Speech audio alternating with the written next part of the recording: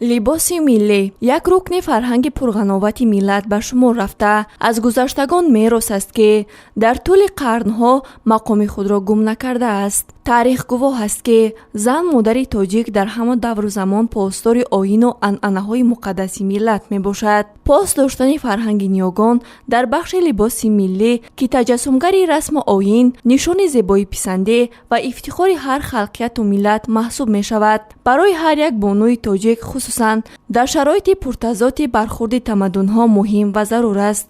бо дар назардошти ин омилҳо солҳои охир ҳукумати ҷумҳурии тоҷикистон ба эҳёи ҳунарҳои мардумӣ, ташвиқу тарғиби либоси миллӣ, рушди инкишофи минбаъдаи он дар байни аҳолӣ ва ба ин восита бо ҷойҳои корӣ таъмин кардани занону духтарон таваҷҷӯҳи хоса зоҳир менамоянд.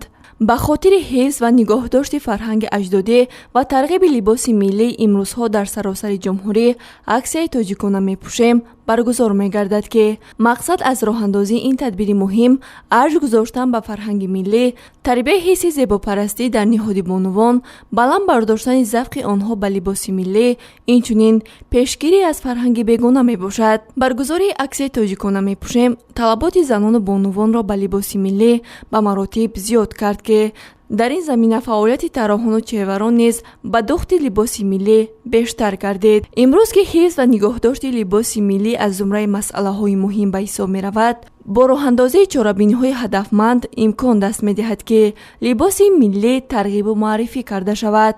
аз мушоҳидаҳо бармеояд ки бо афзудани талабот ба либоси миллӣ, фаъолияти тарроҳон ва чеварон низ барои таҳия ва духти либоси шинаму зебо барои бонувон тақвият ёфтааст.